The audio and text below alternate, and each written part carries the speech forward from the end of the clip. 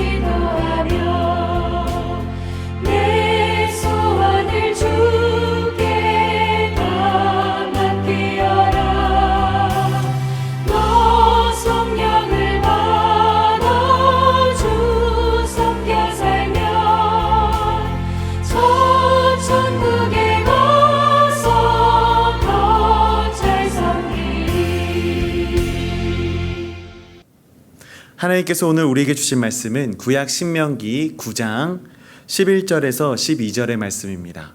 구약 신명기 9장 11절에서 12절의 말씀을 봉독합니다. 하나님의 말씀을 경청하십시오. 40주 40야를 지난 후에 여호와께서 내게 돌판 곧 언약의 두 돌판을 주시고 내게 이르시되 일어나 여기서 속히 내려가라. 내가 애굽에서 인도하여 낸 네 백성이 스스로 부패하여 내가 그들에게 명령한 돌을 속히 떠나 자기를 위하여 우상을 부어 만들었느니라. 아멘. 하나님께서 이 말씀을 통하여 우리에게 은혜 주시기를 원합니다.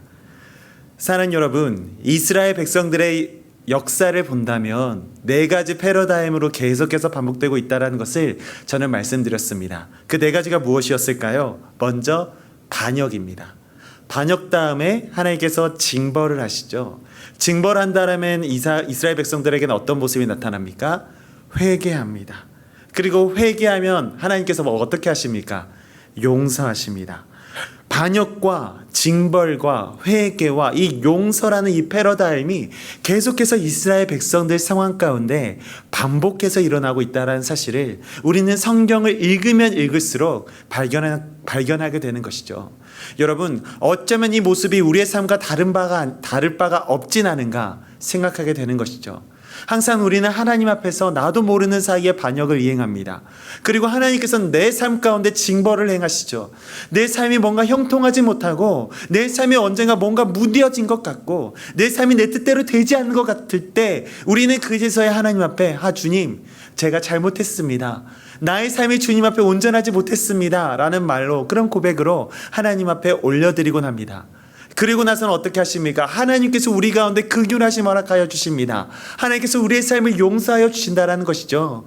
그 때문에 우리의 삶 가운데 그 이후에 주님 앞에 회개의 기도를 올린 직후에 우리 마음 가운데는 자유함이 늘어나게 됩니다. 우리 마음 가운데는 언제나 우리를 짓누르고 있었던 죄의 모습, 죄의 사슬이 끊어진 것만 같은, 끊겨진 것만 같은 그러한 자유함을 우리가 누리게 된다는 사실입니다. 사랑하는 여러분, 근데 놀라운 사실은 무엇인지 아십니까? 이스라엘 백성들이 이런 패러다임 안에서 날마다 죄를 범하고 하나님께 용서를 구하고 이러한 것들이 반복될 때마다 하나님께서는 결국엔 그들을 불쌍히 여기셔서 용서해 주고 계신다는 사실입니다. 그들의 죄들을 남김없이 사해 주시고 그들에게 약속해 주셨던 언약의 땅, 젖과 꿀이 흐르는 그 가나안 땅으로 그들을 이끌어가 주고 계셨다라는 사실입니다. 여러분, 주께서 그를 그렇게 이끌어 가셨다는 사실을 우리는 어떻게 알 수 있습니까? 언약의 말씀, 그의 약속이 이루어지고 성취되었다는 사실을 이제 신명기 그 이후에 여호수아서를 보면은 하나님께서 이스라엘 백성으로 하여금 가나안 땅을 정복케 하시고 그 후에 분배케 하시기까지의 모든 과정들이 여호수아에는 기록되어 있습니다. 그를 통해서 하나님께서는 언약의 백성들을 결코 포기하지 않으신다라는 강력한 메시지를 저희에게 던져주고 계시는 것입니다. 사랑하는 여러분, 이 말씀의 메시지는 지금을 살아가는 우리에게도 동일하게 우리에게 주어지고 있는 것이죠. 그렇다고 여러분, 여기서 오해하시면 안 됩니다. 그렇다면 이스라엘 백성들이 죄를 회개할 때마다 하나님께서 용서하여 주셨던 것처럼 우리도 죄를 마음껏 짓다가 마지막에 가서야 하나님께 회개하면 다 해결되는 거 아니야? 라고 생각하는 것, 그러한 오해를 가져서는 안 된다는 것이죠. 사랑하는 여러분, 하나님의 심판의 때는 알 수가 없습니다. 하나님께서 우리 가운데 예수 그리스도를 보내셔서 우리의 모든 것을 뒤엎으시고 마지막 때에 하나님의 심판의 때에 그날이 언제 오는지를 우리가 알 수만 있다면 그게 가능하겠으나 정말 아버지께서 오시는 그날 아들도 모르고 천사도 모른다라고 이야기를 하십니다. 오로지 아버지 하나님만이 아신다라고 성경에는 분명히 이야기하고 있습니다. 그렇다면 여러분, 우리는 매일을 어떻게 살아가야겠습니까? 하나님께서 언제 오실지 모르는 그 순간, 그 하루하루를 살아가는 우리는 날마다 주님의 자녀로서, 주의 성도로서, 준비된 군사로서 매일매일을 살아가야 한다라는 것이죠.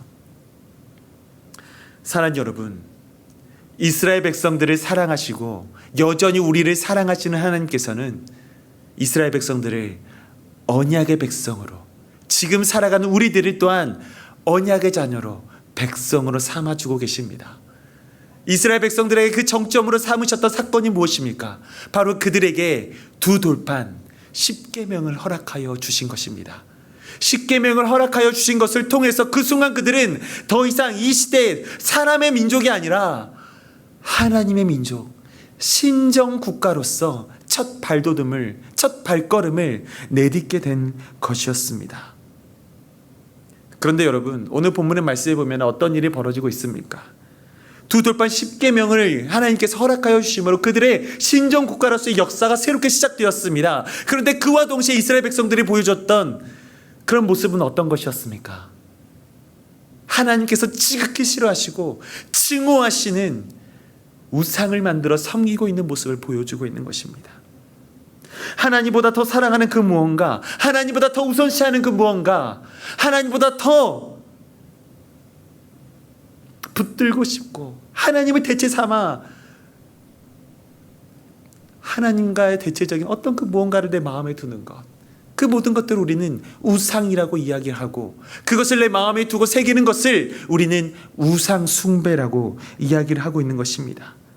어쩌면 우리의 삶 속에서는 우리가 생각하지 못하는 그 사이에 우리 마음 가운데는 수많은 우상들이 생겨나고 있지는 않을까? 우리는 두려운 마음으로 경계해야 한다는 사실이죠. 사랑하는 여러분, 우리는 수많은 죄에 노출되어 있습니다. 내가 원하든 원하지 않던 간에 우리 가운데서는 수많은 우상들이 계속해서 생겨나고 그로 인하여 우리는 날마다 죄 가운데 노출되어서 정말 하나님께서 기쁘시게 받지 못하는 삶을 날마다 살아갈 때가 많이 있다는 것입니다. 여러분, 사탄은 우리 가운데 수많은 우상을 만들어냅니다. 그를 통하여 우리의 삶을 수많은 죄악 가운데 노출되게 만듭니다. 그리하여 우리의 삶을 무너뜨리고 하나님의 자녀로서의 살아가는 삶을 포기하게끔 만드는 것이 바로 사탄의 계략입니다. 여전히 우리 가운데는 사탄의 계략, 그로 인해서 우리는 많은 죄 가운데 노출되어 있고, 그 때문에 얼마나 많이 흔들리고 있는 삶을 살아가고 있는지 우리는 말로 헤아릴 수가 없는 것이죠. 여러분, 이스라엘 백성들이 죄를 범할 때의 정황을 한번 살펴봅시다. 그들이 애굽 땅에서, 이제 애굽에서 벗어나서 출애굽을 하는 그 당시부터 시작해서 그들이 하나님 앞에 범죄하였던 그 사건들을 살펴보았을 때 그들은 왜 죄를 지을 수밖에 없었는가? 그 근본적인 원인이 무엇들이었습니까? 배고픔이었습니다. 목마름이었습니다. 너무나도 더운 것들이었습니다. 그리고 주변 국가들의 어떤 그들을 죽이고자 했던 위협들이었습니다. 여러분, 이런 것들을 정리해서 무엇이라고 이야기를 합니까? 고난이었습니다. 역경이었습니다. 바로 그들이 고난과 대면하여 역경과 대면하였을 때 그들은 하나님께 증오의 말을 내뱉었습니다. 하나님을 저주했습니다. 하나님께서 세우신 지도자 모세를 향하여 얼마나 쓴소리를 내뱉었는지 모릅니다. 그때마다 하나님은 그들을 징벌하셨습니다. 그들을 정신 차리게 하셨습니다. 여러분, 우리의 삶도 마찬가지입니다. 지금을 살아가는 우리도, 지금 혹독한 삶을 살아가는 지금 이 순간도 우리가 하나님 앞에 죄를 지을 수 있는 가장 너무나도 아프고 혹독한 시기인 것입니다. 우리가 죄에 노출될 수 있는 너무나 적절한 타이밍이란 것이죠. 코로나로 인해서 고통당하고 하나님을 예배할 수 없는 이 상황 가운데 좌절한 우리들, 이런 상황 가운데 사탄은 우리 마음을 마음껏 흔든다라는 겁니다. 여러분, 그러나 포기하지 마십시오. 하나님께서 이스라엘 백성들을 세우셨던 것처럼, 그들을 회복하셨던 것처럼 우리들 가운데서도 주님의 회복의 영을 허락하여 주신다라는 것입니다. 주님, 그 마음을 우리가 보았을 때 우리는 어떻게 대답하여야겠습니까? 나의 백성들이, 나의 사랑하는 자녀들이 살아가는데 돌이키지 못하는 그 삶을 보면 얼마나 안타까워하시겠습니까? 주님, 나를 불러주십시오. 나에게 말씀하여 주십시오. 주께서 원하시는 삶이 무엇인지 내가 깨달을 수 있는 마음과 지혜를 허락하여 주십시오.